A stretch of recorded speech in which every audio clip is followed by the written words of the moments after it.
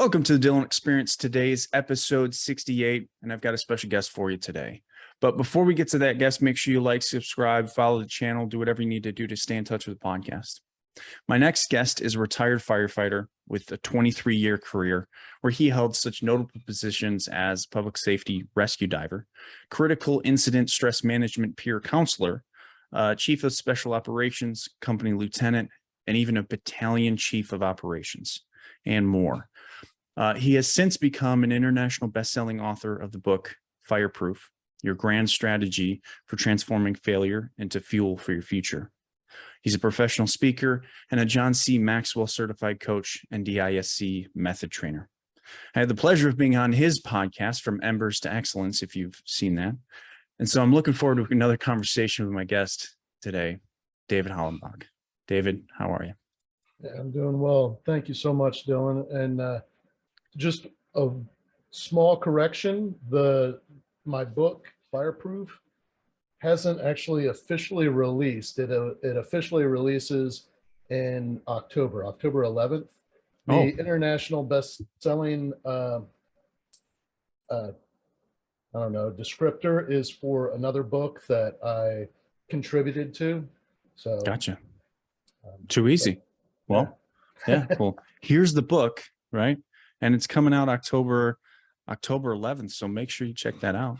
But tell me, David, obviously we've had a conversation before, but my listeners haven't maybe been privy to that conversation.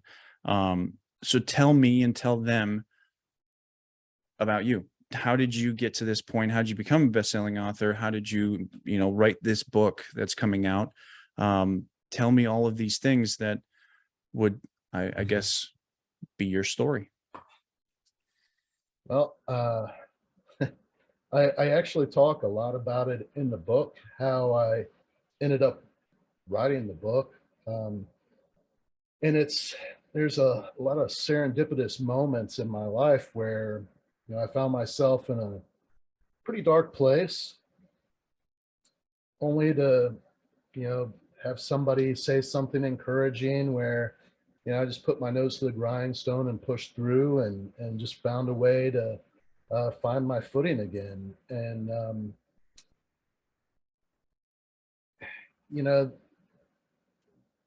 this particular time in my life that I reference in the book, towards the end of the book, was probably the biggest challenge I've ever faced. That was losing my career. I'd been struggling with PTSD and was really making some poor decisions in my personal life. And, personal and professional lives, they are intertwined no matter how you try and keep them separate. You are you. You're not somebody different when you're at work or when you're at home. And I could hide my struggles when I was at work for a period of time, and if I was struggling at work, here I am, I'm a battalion chief. I just go somewhere where nobody else is and hopefully not get a call so I can, cry or, there was days that were pretty rough. Yeah. And, on my days off, I wanted to feel good. So whether it was, trying to feel good physically by spending time with somebody that found me attractive, or, having some cocktails or whatever. When you do too much of anything, you're on a path to destruction. So in my personal life, I was chasing that dopamine fix, just trying to feel good for a little while. And, I made some poor decisions, and it resulted in me losing my career. 23 years, and I was very well respected. And to have my face all over the news, having news trucks camped outside my house. Got a 15-year-old daughter that wondering what in the world is going on with dad, you know. It's very humbling. It was very embarrassing. It sucked really bad, man. I went to a really, really dark place. And,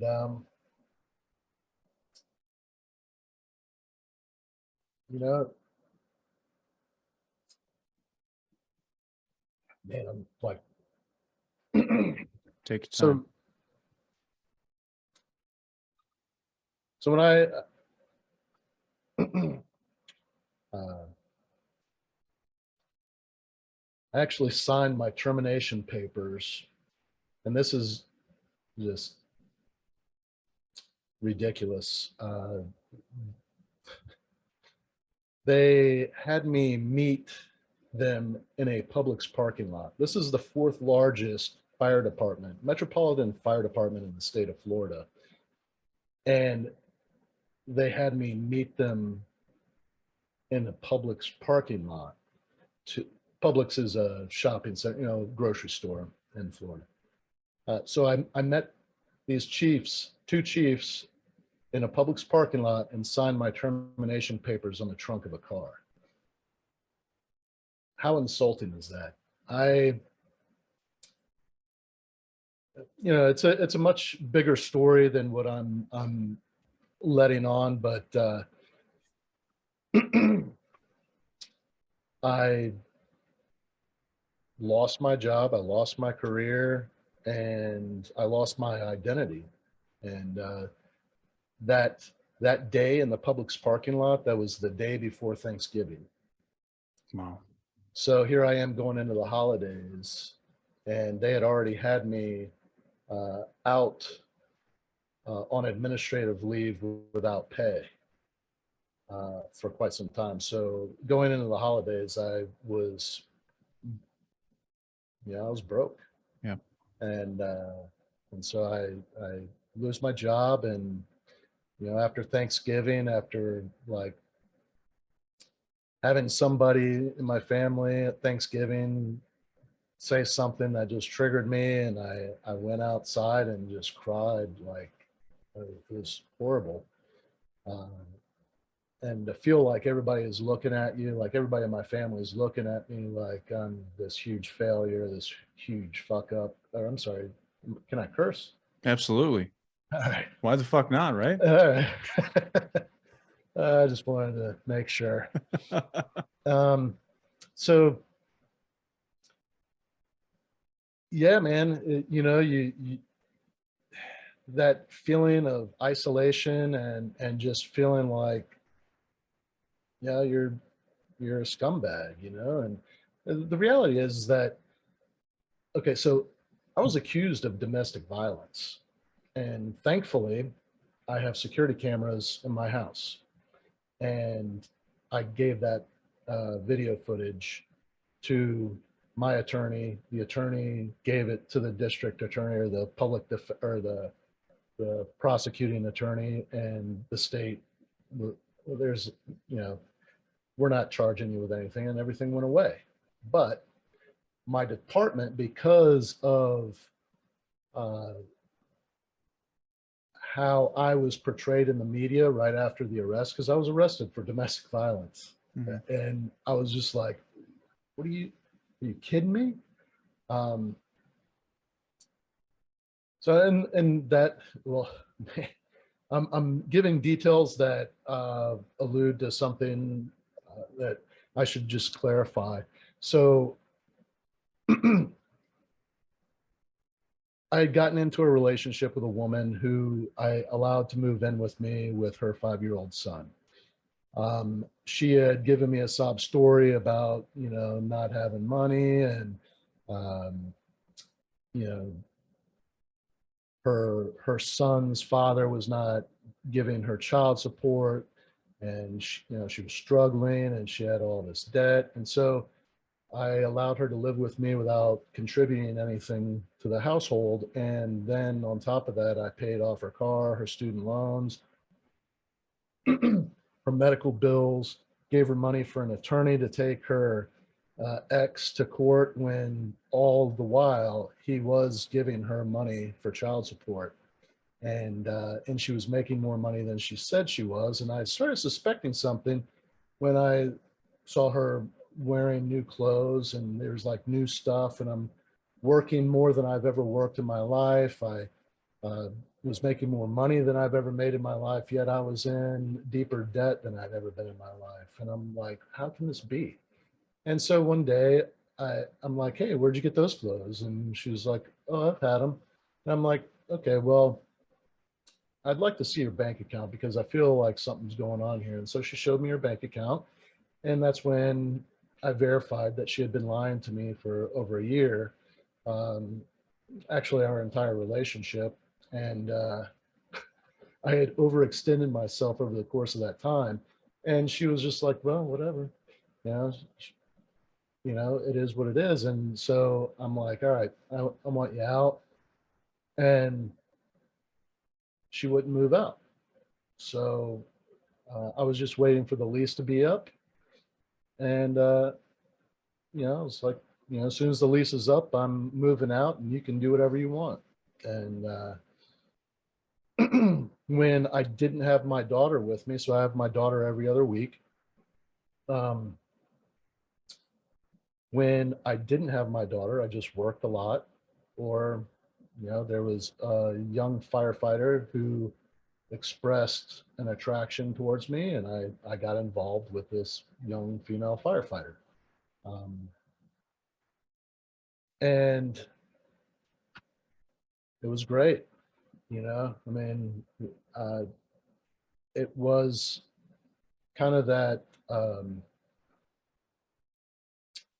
boost to my self-esteem to have a woman that was 20 years younger than me find me attractive, all while, the one that was living with me was being such a jerk and treating me like, you know,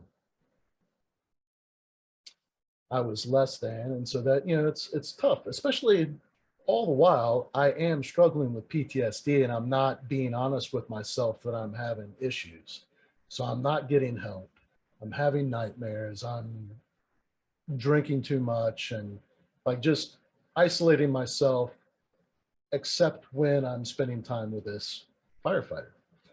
And at some point she had written me some love letters, and I didn't know what I did with them, and the ex, who was still living in my house, found them. I guess she was going through my stuff, and I guess I had hidden them somewhere, I don't know. Or actually, no, I didn't hide them. They were in a folder in my backpack, which was in my closet, and she went through it and found those letters and decided to make a big thing out of it. And when she confronted me with them, I was like, yeah, here, even a better reason for you to move out. Why don't you move out now? And so she just, she became abusive verbally and physically. And it was evident in the videos. I knew what was going on. I just put my hands behind my back and let her push me and let her yell at me and all that stuff. And I just kept on, oh yeah, well, get your stuff and get out. Get your stuff and get out. And I went out to her car to get the garage door opener so that when she left, she couldn't get back in unless I was around, because she'd already robbed me of thousands and thousands and thousands of dollars. Like what else is she going to take from me? So I go out and I get the garage door opener and I go to put it in my vehicle, and she slams my truck door on me. And so I pull back and she's like trying to get the garage door opener from me, and she's like charging in, and inadvertent headbutt, on her part. She's coming in to me, her head hits my head, and that's when she calls 911 and says that I headbutt her. And even the interview after I was handcuffed and arrested, the whole interview of her talking with the deputies was recorded on one of my security cameras. And I still, when I looked at it, gone like, at what point did these officers go, yeah, you know, she's being truthful with us. It was ridiculous. It was, so anyways, the fact that the reason I was terminated was because of conduct unbecoming a chief officer. So apparently, at some point, well, the reality is I should have just left and gotten law enforcement involved on, you know, my part. I should have taken those steps to have her removed from my house.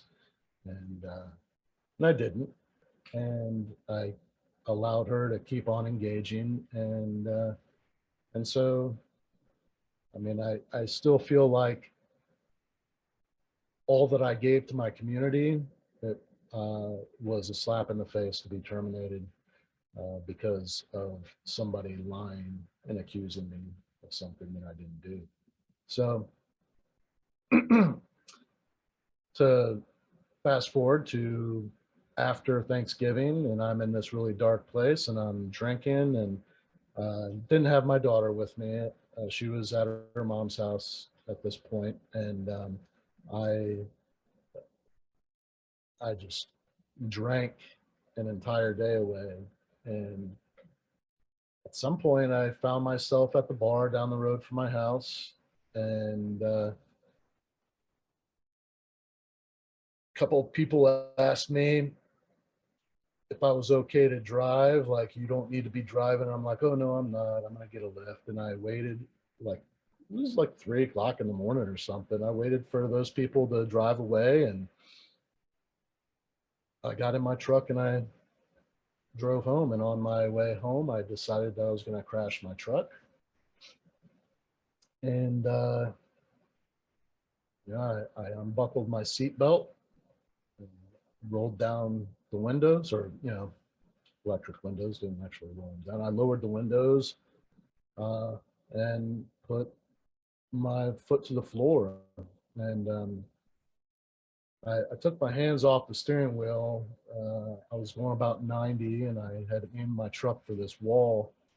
And there's this big tree right there. So if I glanced off the wall, I was going to, you know, destroy my truck with that tree.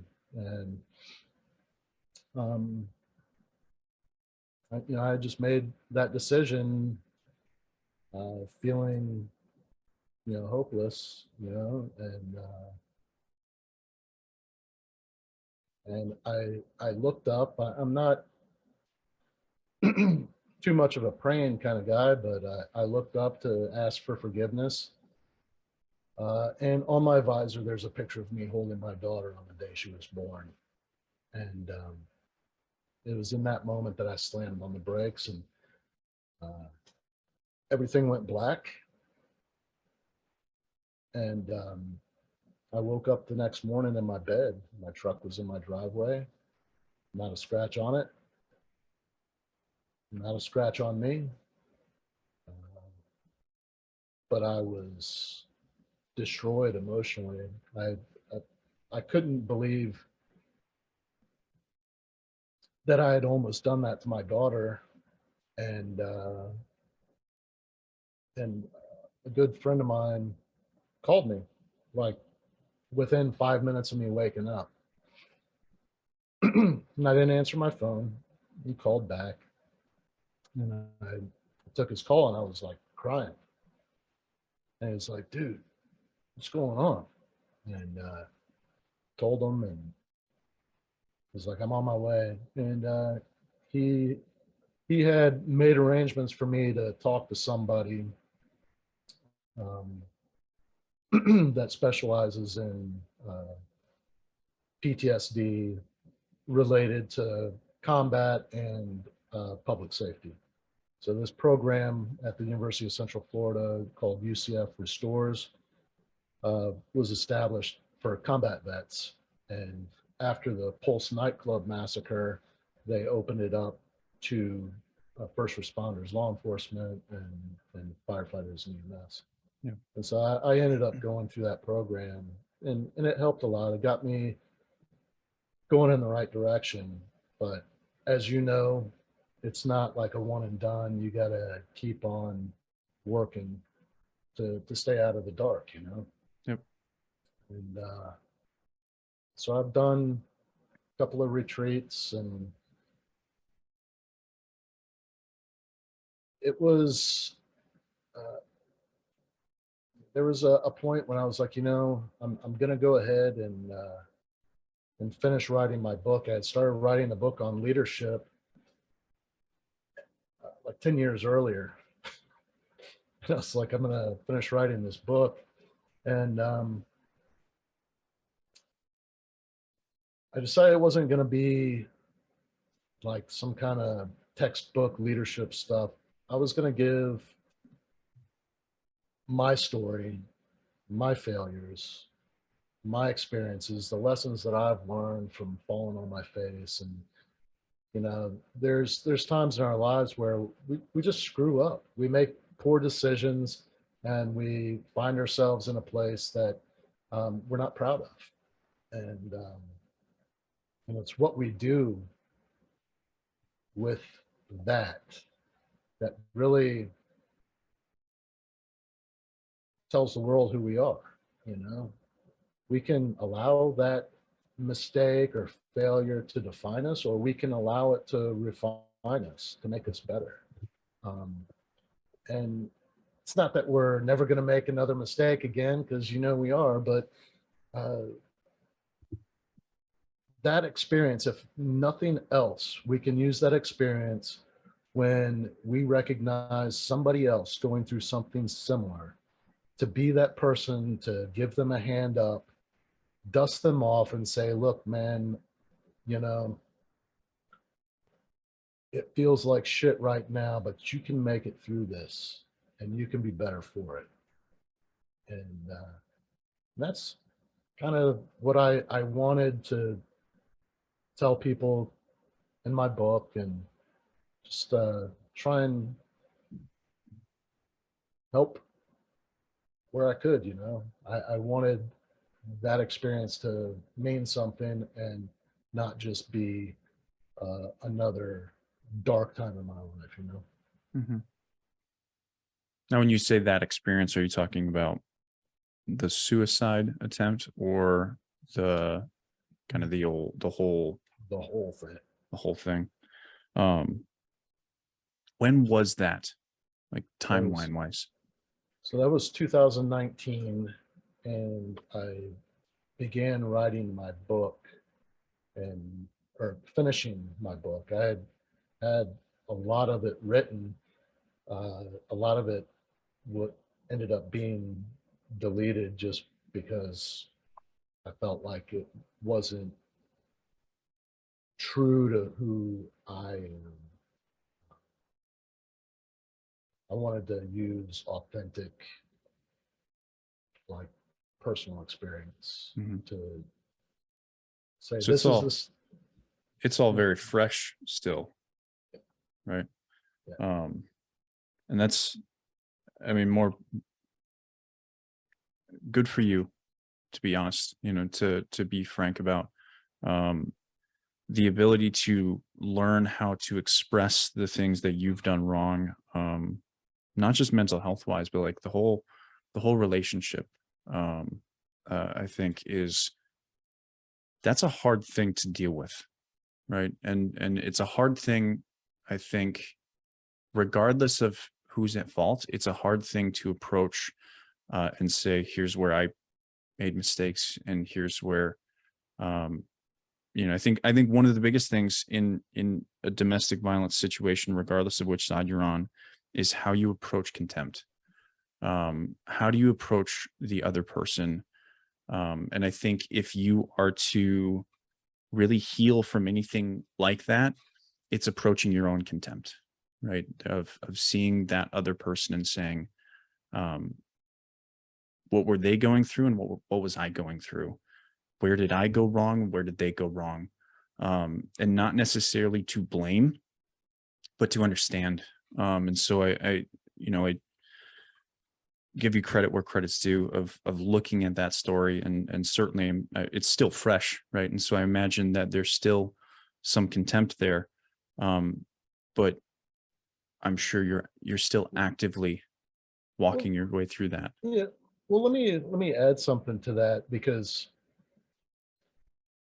where I'm at now is in a much better place, and I'll just give what has been useful to me in that whole thing, because yes, it hasn't been very long that I've been able to look at the situation and say, I've got to give myself some grace. I've got to give Mhm. these individuals some grace. The people that made the decision to end my employment, um, give them some grace, even though I feel like their decision making process was crap. Yeah. I feel like I've got to allow that to just dissipate. There's too much negative energy around dwelling on that. Yeah. And you know I found this meditation, and I'll try anything, and I had heard about a loving kindness meditation, and I just decided to give it a shot. So I searched on YouTube loving kindness meditation, and did it. It was like a 30-minute thing, and it goes through like, focus on yourself, give yourself some loving kindness, and then think of somebody in your life that, and the goal is to like feel like, I don't know, love, the positive energy towards an individual, and like just in a, I don't know, a spiritual way or some way, try and send that positive energy to them. And then you go through somebody that's a little bit further out in your circle of acquaintances, Mhm. and then do that with somebody that has wronged you, that you've had a hard time even thinking of in a positive way, and try and extend loving kindness to them. And when I was struggling with that in my head, I'm like, I don't even know how I could feel positive towards this person. The next thing the guy says in the meditation is like, if you're struggling with this, go back to yourself and think of that part of your soul that is hurting right now, because that is what's preventing you from extending loving kindness to them. It's not that you're saying that they're a great person or anything like that. It's just being able to feel something positive for something other than yourself, and some, just trying to heal that part of you that has been injured. Mhm. And once I was able to do that and really identify like, oh, it's not about them, it's more about me, and like this part that was injured, I need to try and heal that. Right. And when I focused on that, it made a big difference. And you know I mean, I still have moments where I'm like, man, I can't believe that I lost my career. I Mhm. invested so much time and effort. I'd given my life, I've given my health Right. to this career. And so it's one of those things that if you don't take the time to try and heal those injuries, um, they can consume you, and they will. Right. That can, I've seen that happen with military, right? And I don't, it's not comparable to this situation in terms of what you do as a firefighter. But I've seen betrayal with the military, of how the military operates. People fall through the cracks, things happen. And that consumption of identity, right? The identity loss. I think we were talking about it before the podcast. Um, the identity that you build through a career like this, the loss of it is so destructive that people can turn remarkably negative. and to come out of that with any kind of positivity is a really powerful thing. And I think it's important for you, obviously, that you've come out of this, right? Being able to look at yourself, look at your boundaries, look at your health.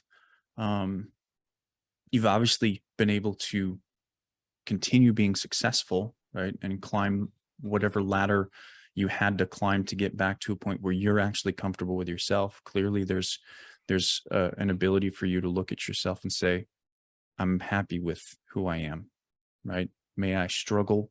Will I struggle with my past, and will I struggle with my future? Absolutely. Everybody does, even the people that are comfortable with themselves. But obviously you're still here, which is pretty fucking good, right?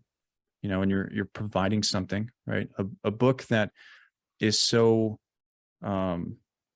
intrinsically deep and expresses so much is an important thing both for you and for other people. You know, the people that are going to pick this up is very important. But it's not much different from my book, right? My book is very much the priority was to be an expressive piece for myself, right? It was my first book. It's not going to be my last book. I just think I think it's really profound to have that ability to express yourself. And that's, I think, one of the most important things when we're talking about PTSD in any capacity. It doesn't matter what you've been through. Like this idea that PTSD is really only relegated to people in the military is preposterous. This goes for anybody, right? To include firefighters, public safety, to just regular people that have gone through violence of any kind or any accident or whatever. Learning how to express is, I think, step number one, right? And to do that, you need words, right? Because so often that we have feelings, especially when PTSD is involved, because of the disconnection between the body and the mind, we don't have the capacity to explain what our feelings are because words don't exist for that. But we can get pretty damn close and really begin to sift through the minuscule pieces or the details that we can actually hyper focus on for a little bit and expose and learn about. And then your ability to sit with yourself, sit with then the thoughts of people that have harmed you, and not necessarily hold them up to be good, but to understand that you don't have to hate them. You don't have to hold contempt for them, but you also don't have to keep them in your life, you know, and that's, I think that's healthy, right? I think when I see people, because I've seen men go through a similar situation before and hold nothing but contempt for those people, and almost want to continuously barrage those people. And that's where you almost have this, you know, you can't really diagnose people with it, but this sense of narcissism where everything's about them and they're the victim to everything. And those people deserve to be punished and punished and punished and not left alone. And that's remarkably unhealthy for all people involved. And so I think it's very good, especially as a man, to be able to take that step back and say, I'm not here to hate. I'm not here to hold contempt for anybody. Because I think the opposite is remarkably bad for a lot of things, for a lot of people, for your life, for your reputation, because people are going to look at that and say, the fuck, man, like, leave them alone, you know? Yeah, I think you're in a good place. I mean, it's not over, right? It's never over. Even for me, I've been out of this. I've been on this journey for, I guess, going on 7-8 years now. You know, and I still have coming up. August 12th will be, everybody will see this so much later, but August 12th is the day my dad died, right? Certainly don't forget that, right? And that's been almost 25 years. Actually 26 years. I don't do math, but never goes away, right? And these big events in our lives, they never go away, but we can learn to create this narrative around ourselves where it bolsters our ability to continue on, to keep going. You know, these hits, we're gonna take the hits, we're gonna take the reputation. You know, everyone's gonna have their reputation question at some point, some more than others. Obviously, yours was quite deep, and very much, I imagine, it feels like a betrayal. Yeah. But look where you are now, right? I mean, that's something that you've built, and that's, regardless of what happened, you can look at that and say, I'm not going to let it hold me back. And, you know, neither should you, right? Like, you know, I think the important thing here, for, especially with your story in mind, is that, when something like this happens, you should evaluate yourself. And you did that, right? You shouldn't just say, fuck them, I'm good, right? Because that's not a good idea, because what if you are the problem, right? Yeah. You know, and then you don't realize, like, one of the things that you did, I think that's really good, is that you looked at yourself and you said, my PTSD was a problem. It was a big problem. It was a massive problem. And I never even saw it, right? Because we're blind to ourselves. And so you evaluated that. Are there more problems? Maybe. You'll see those in time, right? Certainly this is the whole process that I went through. Of, even now, I look at myself and my wife, who is so remarkably, you know, intimate in my life now, looks at me sometimes and she sends, you know, we watch TikToks every once in a while, and she sends me those TikToks that are remarkably revealing about my personality, right? And it still surprises me, because I'm blind to myself, even though I feel like I'm remarkably self-aware, right? And so when you have other people that have the position in your life to reveal things to you, I think that's a very healthy place. It can be a dangerous place, right? Because those people can reveal too much or reveal it too harshly. And so you have to be careful who you place in that position, right? Like, my wife is remarkably kind, remarkably empathetic, and she's very careful about how she approaches those things. And so am I with her. And so we have that relationship that we're able to look at each other and say, hey, this might be a problem. It might be something to look at, right?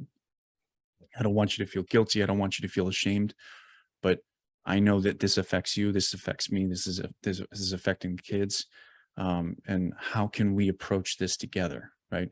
That's a healthy relationship. But far too often I see people don't do that, right? They don't bring somebody in, you know, even if that's a therapist or a counselor, or myself as a mental health coach. They don't bring someone in to say, what are my problems? Because maybe I don't see them, you know? And I think you've done that. It sounds like you've done that. I'm a work in progress, man. Aren't we all? Yeah. Yeah. One of the things that I wanted to touch on, that trying to find a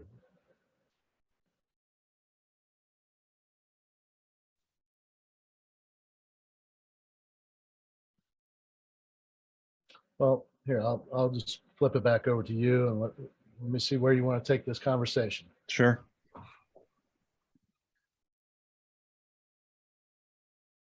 Well, I mean, we had a conversation prior to this that I think is quite important to talk about, and something that would be valuable.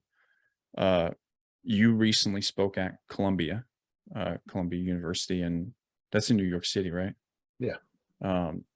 About a conversation about female firefighters in departments, and how, you know, you can tell people more about that. But I think that's a remarkably important conversation to have, not just in firefighting, but in the realm of society right now. There's so much, I don't know, there's just so much dissent between having this conversation about like men and women, right? And the differences between them.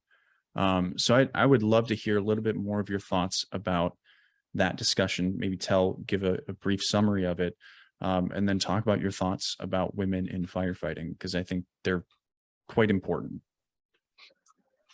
So I'll give you a little bit of background. When I entered the fire service, I was in my 20s, and the culture in the fire service was one in which most of the talk surrounding women coming into the fire department was that they didn't belong, they can't do the job, like real macho culture, and I was like every other knucklehead. I wanted to prove myself to be a tough man, and to hear others that had been on the job much longer, and they're experienced, and you hear these people that are held in high regard speak negatively about women. It's I look back and I'm embarrassed. But I know that I was just ignorant. I was ill-informed, and just I hadn't had enough experience to form an intelligent opinion. So I was taking the opinions of others and making them my own. And so I would make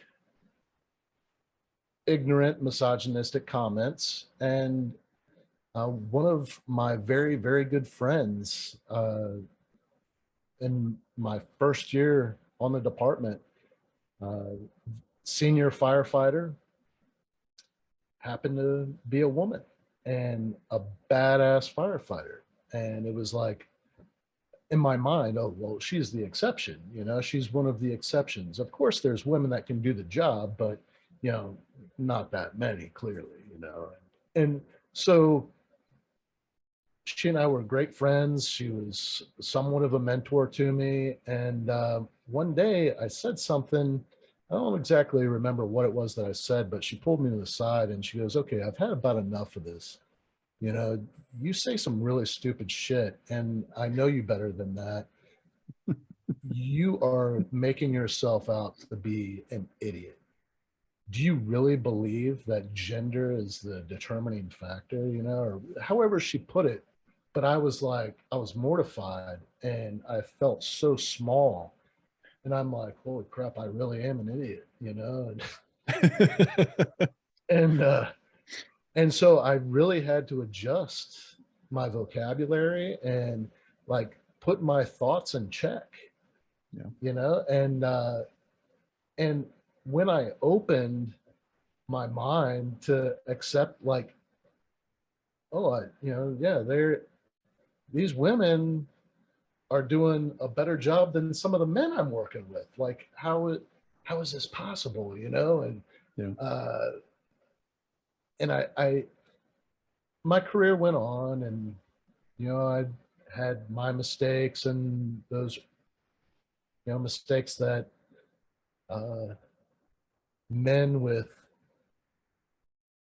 not fully formed brains, like I made a lot of mistakes early on in my career. And when I found my footing, and I know that I was a good firefighter.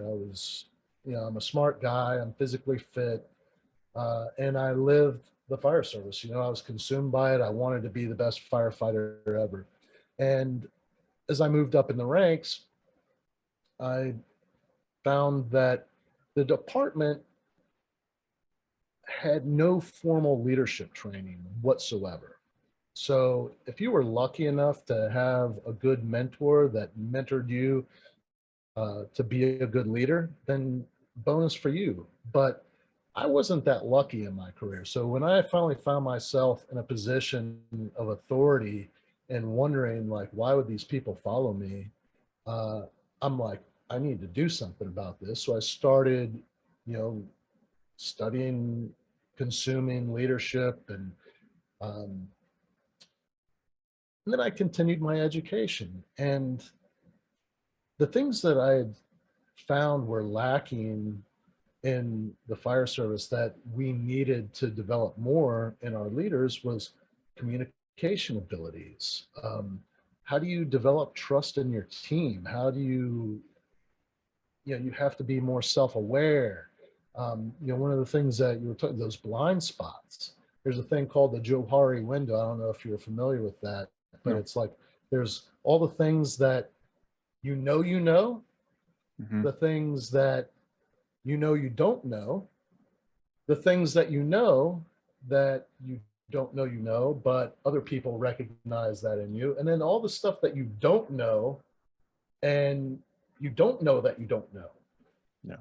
So when you are communicating with your team, you want to have that trust level and that open communication so that people aren't afraid to talk to you about those things that you're ignorant to. Like if you make a mistake and you learn a lesson from it, you want to share that with your team. And if they see you make a mistake, but you don't recognize that you made the mistake, you want them to go, hey, it would have been better if you had done this. So having that open communication, these are things that I would work with on, I developed a leadership program and started working with young leaders, and ultimately, I put this workshop together, and on my days off, I was going around to these fire stations and talking with the company officers and the other firefighters, and just giving some tools that I had, uncovered in the reading that I had been doing. And um, somebody in the training division heard about it and asked if I could do a workshop for the Lieutenant's Academy, and that's really how things started snowballing. I just kept on consuming leadership content and just trying to become better as a leader. And then the continuing education that I did, I went back to school to get my bachelor's degree and my master's degree. And in that education, I was introduced to the term emotional intelligence. And it's a measurable thing. There's certain pieces of our emotional intelligence that you can measure, and there's some differences between men and women. And these areas that I was focused on in the fire department, working with young fire officers, young firefighters, these areas that, we needed to shore up. These are all areas that women tend to score much higher than men in. The communication abilities, the self-awareness, the building relationships and maintaining those relationships. Being empathetic, these are areas of emotional intelligence that women, by and large, they score higher than men. Not all women and not all men, but, majority. So, Mhm. and when you look at the fire service, the concentration of women in the fire service, um,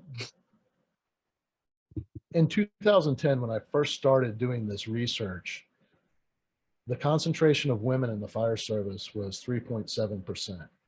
10 years later, the 2020 census, it's 4.7%. Compared to other occupations um, that are similar in, education requirements, physical requirements, there's a dangerous environment, whatever it is, law enforcement, military service, iron worker, construction stuff.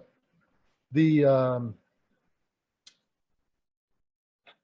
the concentration of women in those career fields is 18% or higher.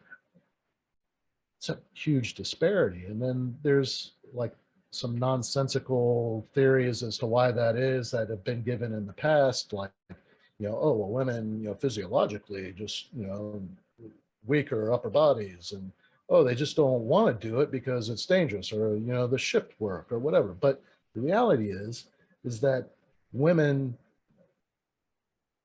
do want about the same amount of women, would find value in having that as a career if they were valued when they took on that job.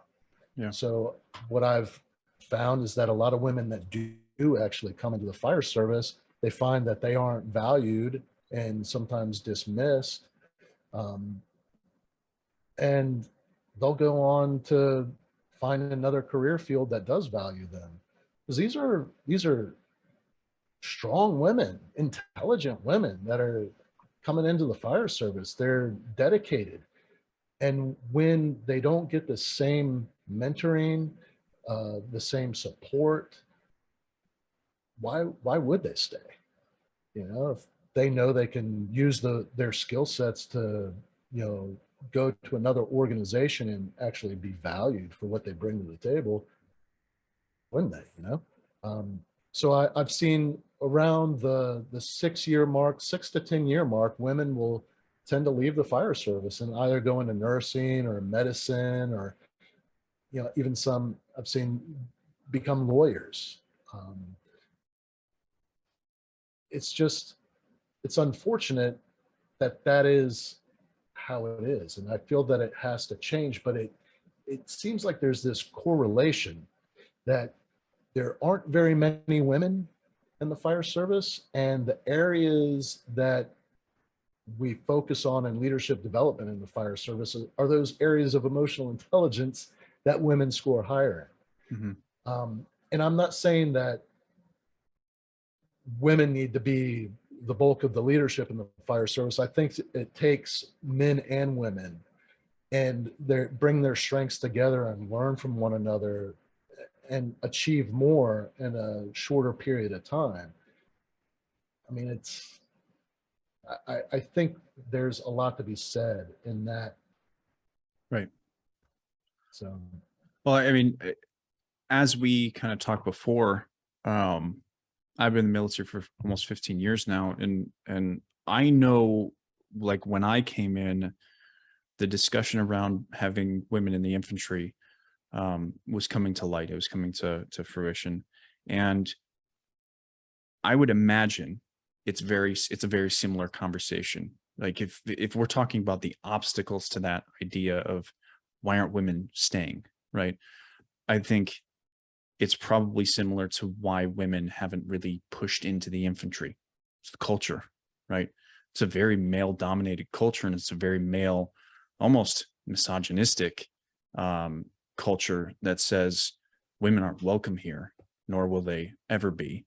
Not to say that that's how it is, but that's the mentality, I think, that has come from kind of both situations where if we are to solve this problem, because I very much think it is a problem, both on both sides of being in the infantry and being a firefighter, we need to change culture. And that's a remarkably difficult thing. And I think that takes time. But what are your thoughts in terms of, obviously you've seen the firefighter side, I've seen the infantry side. What are your thoughts in terms of the culture? What is it that is kind of standing in the way of more women staying? the upper leadership, because to change a culture of an organization, it takes a top-down approach. Like, the top person needs to see value in the change in the culture, push that change, and have sustained communication. And, like, this is the culture we're building, this is the direction we're going, and it has to be consistent, and it's going to take time. It's going to be a gradual shift, but it has to take place, and it has to start somewhere. The issue is that people in upper leadership positions, they got there with antiquated mindsets.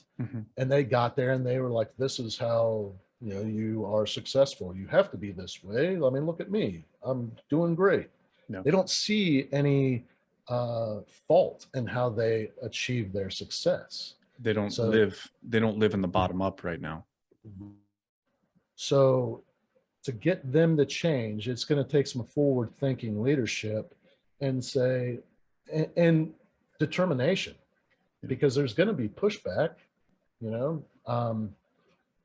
but that's what it's going to take. And there has to be support from the bottom up as well. Mhm.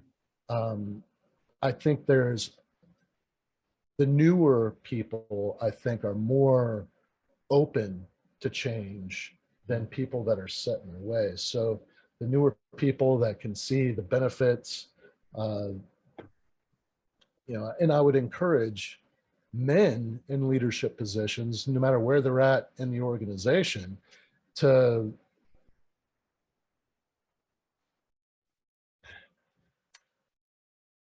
be brave, Yeah. because it's going to take some courage to put yourself out there and go against the grain a little bit, to And to go hold other people accountable for what they say. right. Yeah. Exactly.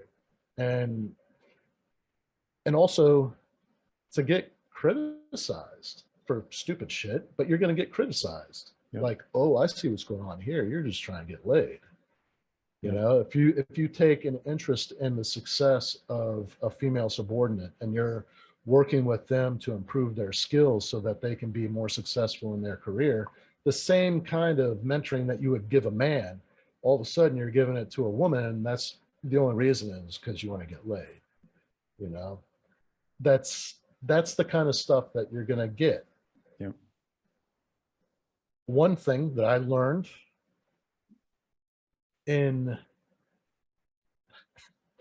the destruction of my career is that if you are in that position to be mentoring women and men, there has to be very clear boundaries, and you have to maintain them, and they have to be consistent regardless of gender. And I did not do that. I allowed those boundaries to be, deteriorated. And I engaged in a relationship with a woman that I really shouldn't have. And not that I was violating any policy. She wasn't in my chain of command, but it's still, the optics were not good. And she had this, she's a very intelligent woman, bright career ahead of her, but she had to deal with the repercussions of my actions. Yeah. And it's something that I've had to spend some time really forgiving myself for, because that's another area where I felt like such a scumbag. I should have known better. I allowed my fragile self-esteem to go, oh, she likes me. And, it felt great at the time. I felt loved, cared for, attractive and all that. But at what cost? Right. I feel like she was probably miserable. And, after the fact, we ended up breaking up and all that. But those are some of the pitfalls of putting yourself out there without, experience, or having somebody to tell you how to do it right. Yeah. At that point in time, I had a lot of leadership training, but nothing really telling me how to be a good mentor to men and women. Right. So it was off the cuff, and I think I was doing a good job up until the point I wasn't. Yeah. And that's, I there's, I think the social media leadership, and then I think there's the reality of leadership. I think social media has really branded this idea of leadership that looks good, sounds good, but it doesn't really get to the, I think, core of what leadership really is. If you want to lead someone, if you want to show them that they can do the job that they're doing or anything like that, you have to be very mindful of how you approach that relationship. And there really isn't much discussion about that.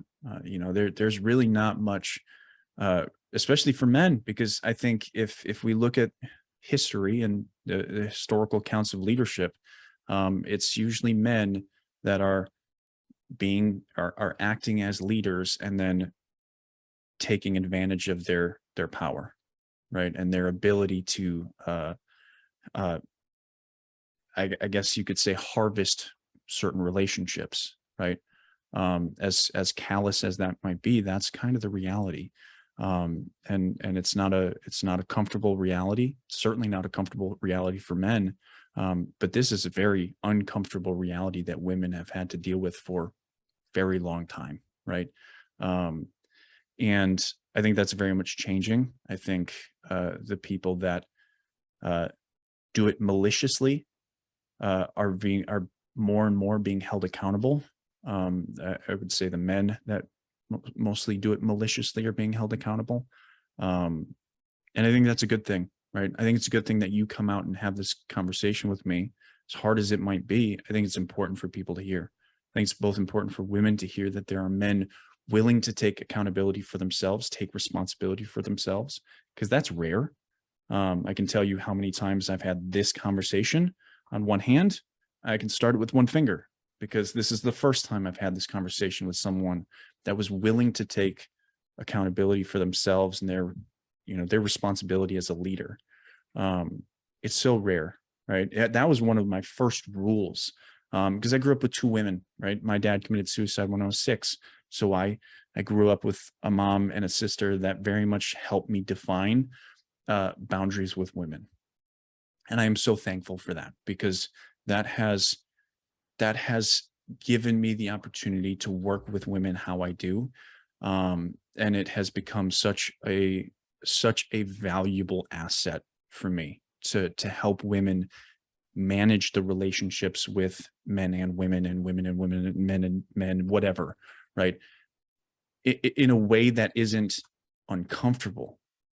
God, I hear so many stories about women who, like, they go to a male therapist or they go to a male coach, and that male coach tries to take advantage of them. That male therapist takes advantage of them. And it's ridiculous, right? And it's unfortunate, right?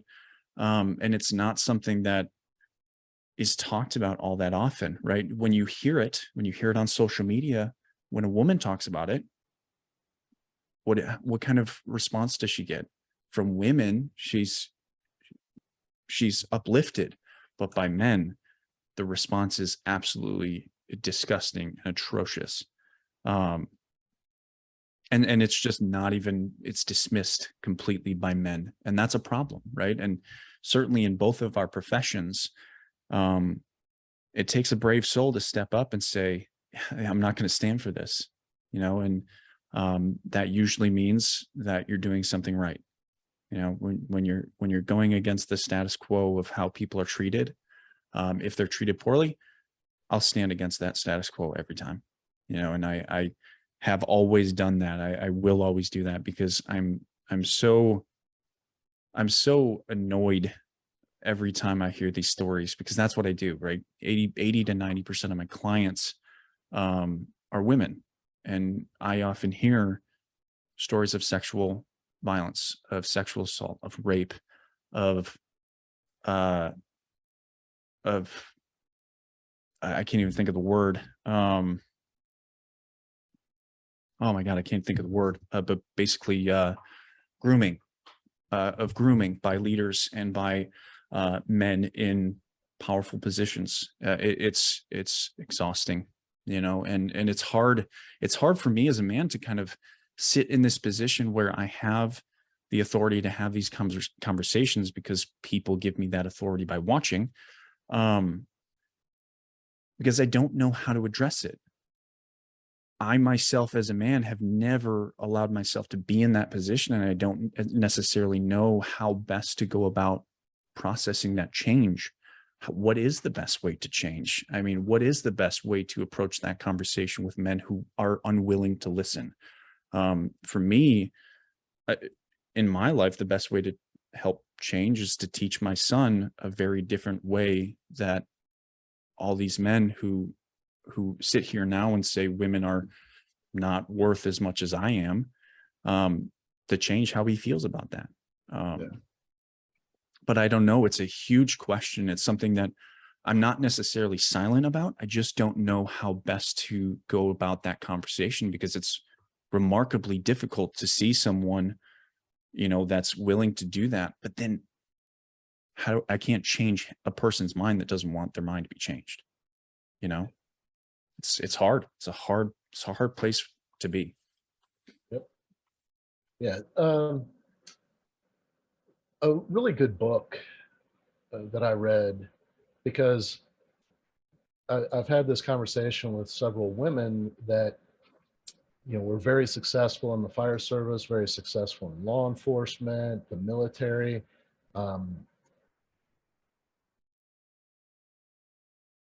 This particular woman, when it wasn't in one of my interviews, it was like post interview or something.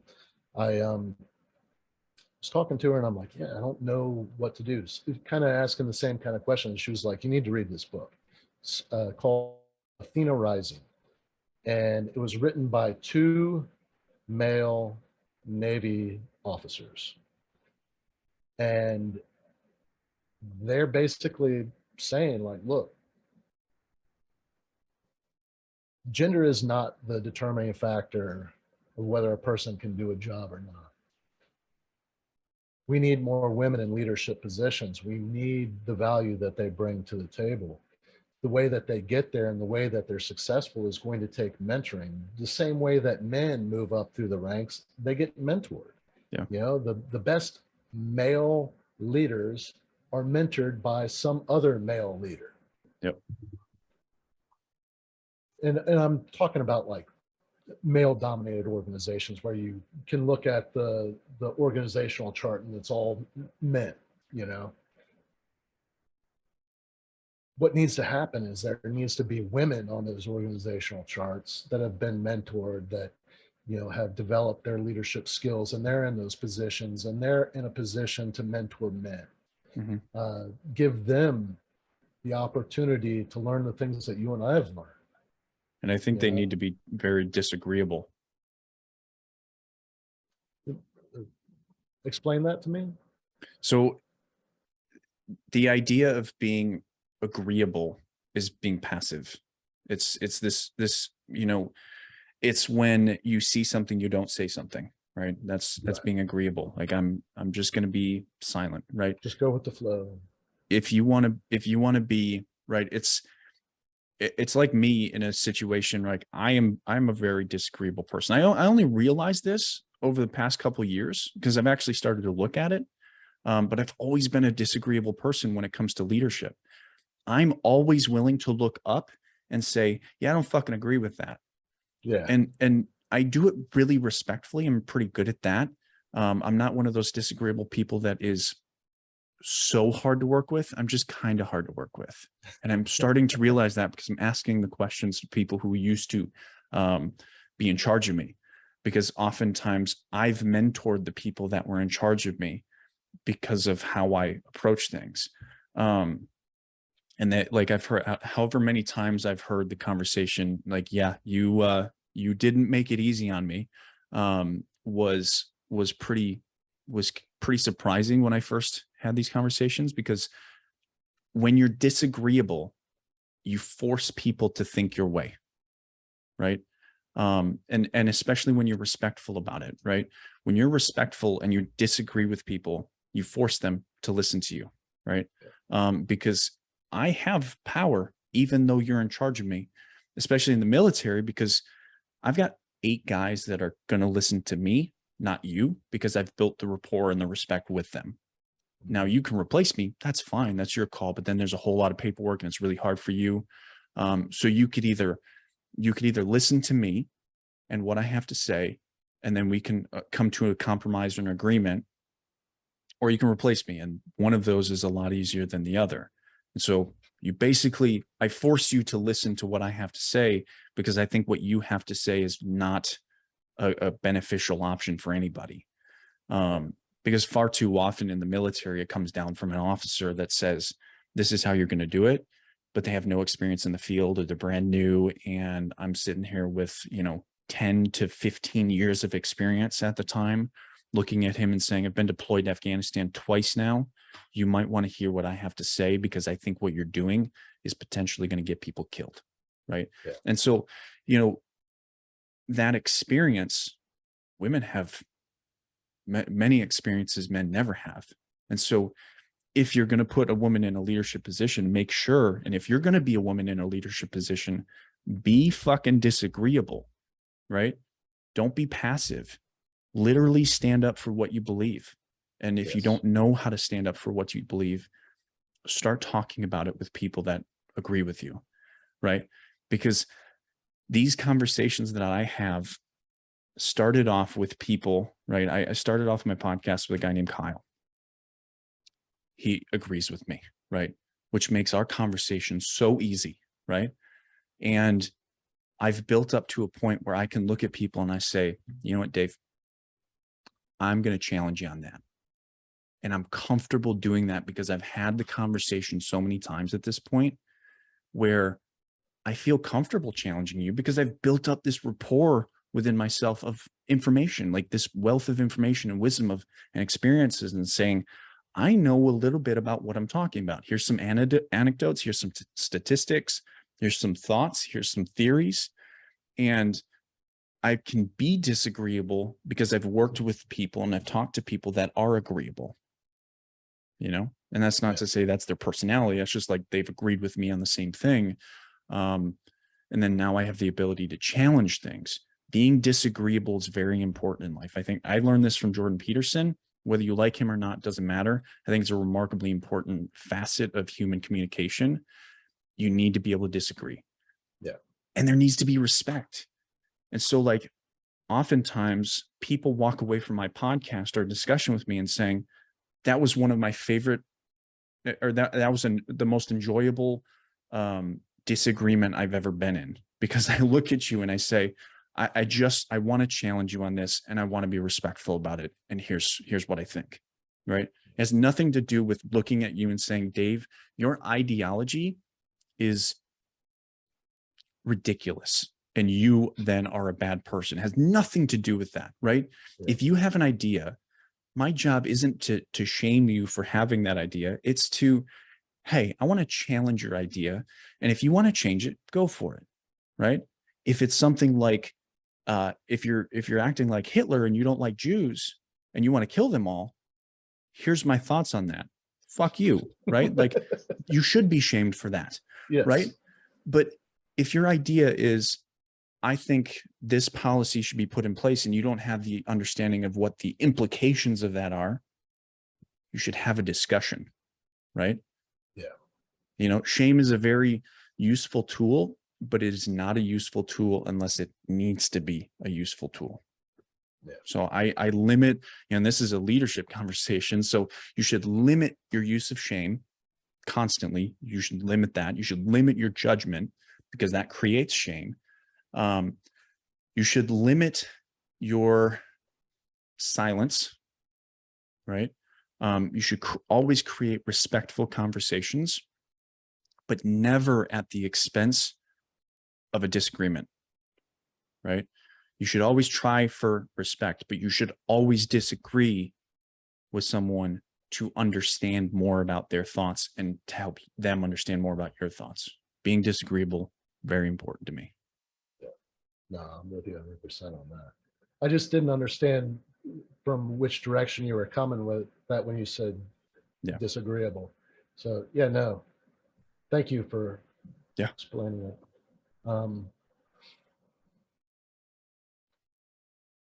Men should mentor women. That's what we were talking about. Yeah. Athena, because we were talking about Athena Rising, and the title of it, for those who are wondering, Athena Rising, How and Why Men Should Mentor Women, by Brad Johnson and David Smith. It's on Audible. Yeah, no, it's a great book. It helped me put things into perspective, and really it shined a light on some mistakes that I had made in my past that I was not aware of. I'm like, oh, did that wrong. Right. You know, and I share that with people because if you don't know, you don't know. You're just going to continue on the same path that you're on. And what damage could you be doing? Right. You know, will you And ever know? Yeah. And that's why especially women should be disagreeable. Right. Because if let's, for example, let's take a man, right? If a man as a leadership is in a leadership position is operating in a way that is detrimental to women specifically, and no woman ever says anything, they just leave, right? But this man is actually capable of change, because I think most men are, just how you approach that. If one woman were to speak up and say, I disagree, I dissent, and that man takes a step back, looks at his situation and says, wow, I have been making a mistake, and then changes, that changes for the rest of the women, right? It just takes one, right? Like we're in a situation where it's scary. Like I'll never discount that part of it. I feel like right now the situation in which women find themselves in feels a lot like I think the civil rights movement in the 60s, where they want to dissent, they want to disagree, they want to speak their mind, but the fear of what happens when they do, fear of reprisal, is still there, right? But things are very much shifting, right? This Roe v. Wade conversation is just one piece of it, right? There's so much more within the conversation. We as men in this vast world, right? I'm not even going to look at United States as one piece of the society. The entire world has devalued women for far too long. And because of social media and the amount of information that we have and the amount of connection that we have, I think is very much changing that narrative. This book I'm really interested in. I'm going to read that because I love just the title of Athena Rising, right? That's happening right now. I very much think women are very much rising in this, if you want to say, social capital kind of capacity, where women are being valued, but they're starting to be valued more by women than by men. And one by one, men are going to fall into line and realize we haven't been having conversations and bringing women into them. We've been having conversations with each other as men and leaving out this really, really remarkably intelligent piece of functional society. There's been a couple of conversations that I've had, not just on my podcast, but with women in my life and acquaintances, just how conversations have evolved. And I've said some things that I then am informed is well, not agreeable. So sometimes, especially like in male dominated organizations, occupations, whatever you want to call it, such as the fire department, to ask a woman to stand up for herself when all she's trying to do is fit in and fit into that culture and find her way. You know, I want to just like blend in and enjoy my time here. They're more willing to endure the bullshit than like, because there is, I mean, it's a real fear to like the treatment that comes after, not just from the men, but other women that are like, well, I had to go through that. Yeah. You have no idea what I had to go through, you know? And it's like, it's completely that doesn't unfair. Make it right. It's completely like, I realize that what I'm asking is completely unfair. It's completely unfair of me to look at a woman in a situation like that and say, be disagreeable. Because she shouldn't have to, right? She shouldn't have to sit there and defend herself from everybody for disagreeing with something that was already determined to be wrong. But because of culture, it's okay. And if we're talking about male-dominated organizations, we've got the men out there that are in a position, or I don't care if you're like the lowest man on the totem pole. If you see something that's going wrong, you got to say something. Have the nerve, have the courage to say something, and be an ally to those women. Don't let them get bullied. Yeah. And it doesn't mean that women are weak for needing a man to help them get through this. No, it's men need to show women that we're not all assholes. Right. Like there is some support, give them the room to make that decision. Like, no, I'm not going to put up with this shit anymore. Yeah. It's you want to talk about equality, right? Like, this country was founded on equality, was founded on freedom of choice. I think freedom of choice, right? And we should have those, and if a female meets the standards of the infantry, if she meets the standards of the fire department, she should be treated equally, right? If she doesn't, just like any man that doesn't meet those standards, then I'm sorry, you didn't make it, right? Yeah. And whether those standards are what a 6'6", 260-pound monster would agree with or not is not the question, right? You've got to get over yourself. Right? Like, if you're a man right now in today's society, you need to get over yourself and start understanding that your brute strength is not the only thing that's beneficial to society, right? The mind, I will always believe, is far more important, right? And what that does, especially now, is it puts people on an even keel, right? Your strength is not as valuable as it used to be in 2 to 20,000 years ago when you needed it, right? Or your stamina when you were hunting. We're not fucking hunting anymore, right? Half of us sit at computers and we look at them all day, and what the fuck do you need strength for that for, right? All you need is fingers and a hand, right? And eyes, right? So don't act like you're any better than anybody, right? The mind is far more powerful than anything out there right now. Now, that doesn't mean that we don't need strength doing firefighting or doing, what I do in the infantry. Like I'll be honest, right? I'm a sniper, and the funny thing about being a sniper was we actually just graduated the first female sniper of the United States sniper program during my November class last year. Not in my class, but in the Benning class. And I heard the same thing. I heard, all the misogynistic comments, and I was like, yeah, whatever. I mean, there's a Russian sniper. I think her name is like Lidmia Pavlychenko. She had 309 kills in World War II.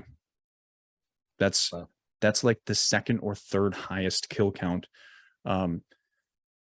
ever by a sniper, right? And she's a woman, right? And so this idea that men are better is preposterous, because she's better than 99% of the men that do the job, right? Whether she had the opportunity or not, she did it, right? She didn't just have the opportunity, she did it.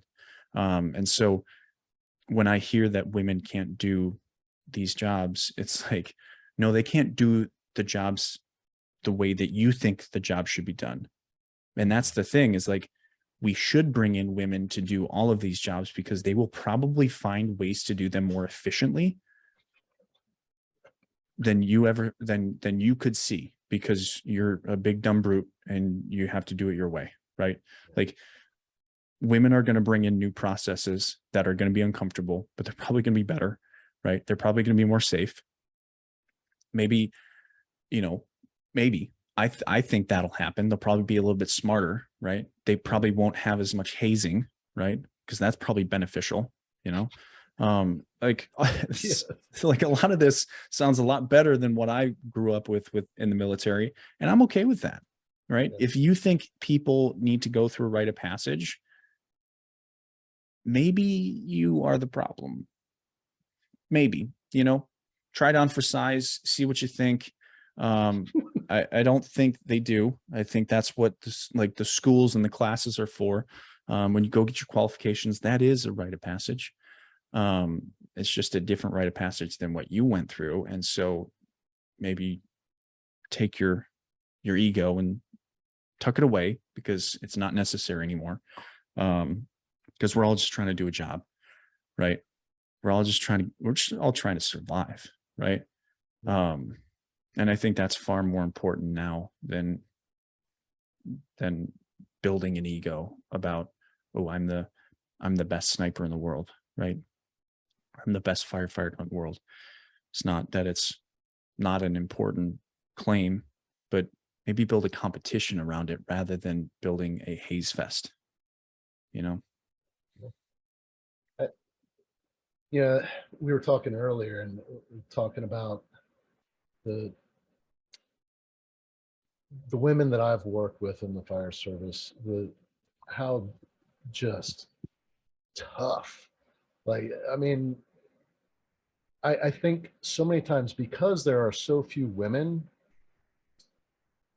if one woman makes a mistake, it, like they're held to such a higher standard than the men. Yeah. But the reality is that women are outperforming men all the freaking time. Yeah. Like in my career, there was a lot of women that I would much rather work with than some of the lazy, out of shape firefighters that were, well, I'm big. Okay, so Yeah. I'll just Now I put you have on to, the roof and you now I, can. now I have to carry your big ass when you fall down, right? Yeah. Like, it, And I've heard this before. Like I would much rather have a big guy carry me out of a fire than some 110-pound girl. Well, I want somebody that's not going to give up.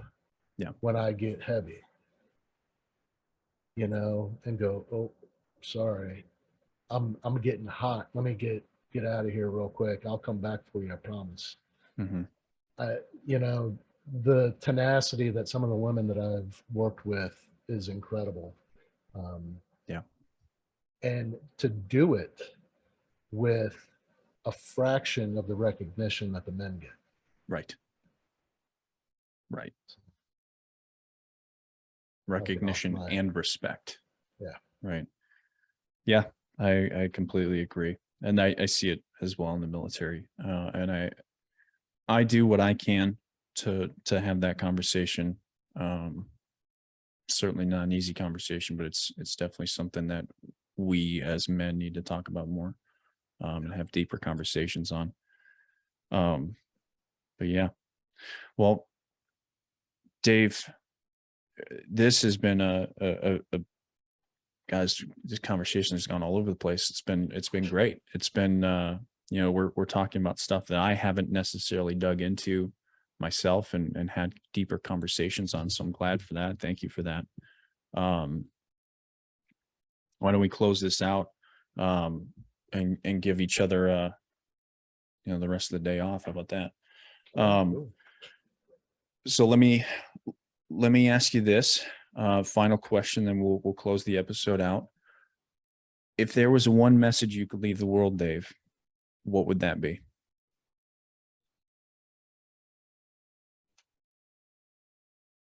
I believe that we're all searching for the same thing. It's that pure happiness, that sense of fulfillment. And I feel like that the purest form of fulfillment comes from giving of yourself. Well, first investing in yourself so that you are more capable of adding value to those that you care about, to those in your community, to those on your team. When you help somebody else achieve something that they didn't think they could succeed at, the sense of fulfillment that you will have, I think, is unmatched. And I feel like if all of us were pursuing that, the world would be a much better place. I agree. It's well said. Man, I really appreciate you having me on your show and sharing your platform with me to talk about my stuff and just have an amazing conversation. I really appreciate it, man. Of course, I'm all for it. I'm all for having these conversations. You know, if is there anything that you want to share with the listeners right now that other than outside your book, which retrospectively thinking, because this episode is going to be out in December, people are going to see it later. It already came out October 11th. So, Yep. you know, Yeah, forget what I October said. 11th. Forget what I said in the beginning of this episode, where it's going to come out October 11th. It already came out October 11th. Yep, So and is there anything you want to direct people to? yeah, it's going to be available everywhere books are available. You can get a signed copy on my website if you want to go to my website. It's hollenbachleadership.com. You can find all of my social media links there. You can find mental health resources. You can find my podcast there, where Dylan was just on, and great conversation. But the name of my podcast is From Embers to Excellence, and I hope people do decide to buy my book and tell me what they think about it, whether they like it or not. But it's me bearing my soul, and I think there's a lot of good information in there. Well, I've got it. At some point, I'm going to be reading it.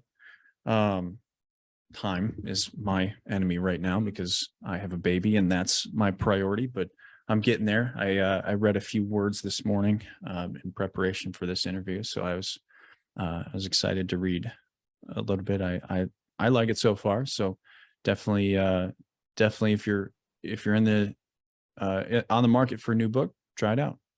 Get it. Do you mind if I don't, well, you haven't seen yet, but in several places in my book, I share a small piece of one of my favorite speeches given by Theodore Roosevelt. Um, and it's one of the things that I've fallen back on when I've been struggling. Yeah. They call this little piece of his speech, Theodore Roosevelt's speech. He gave it April 23rd, 1910 in Paris, France. But this little piece is often referred to as the man in the arena. Yeah, go for It it. is not the critic who counts, not the man who points out how the strong man stumbles or where the doer of deeds could have done them better. The credit belongs to the man who is actually in the arena, whose face is marred by dust and sweat and blood, who strives valiantly, who errs, who comes short again and again, because there is no effort without error and shortcoming, but who does actually strive to do the deeds, who knows great enthusiasms, the great devotions, who spends himself in a worthy cause, who at the best knows in the end a triumph of high achievement, and who at the worst, if he fails, at least fails while daring greatly, so that his place shall never be with those cold and timid souls who never know victory nor defeat. It's absolutely one of my favorites, my personal favorites. Yeah, I love it. Yeah, if anybody out there listening is struggling right now, going through a tough time, if you're listening to Dylan, you know where you can get some support. I mean, he's an incredible guy, and but if you're beating yourself up, one of the lessons that I've learned through my journey is I had to take a step back and give myself some grace and allow myself to remember some of the good things that I've done in my life. They haven't all been bad. Yep. Absolutely. Right, brother. Thanks again, man. Thank you, Dave. And thank you for everyone that's been listening up until this point.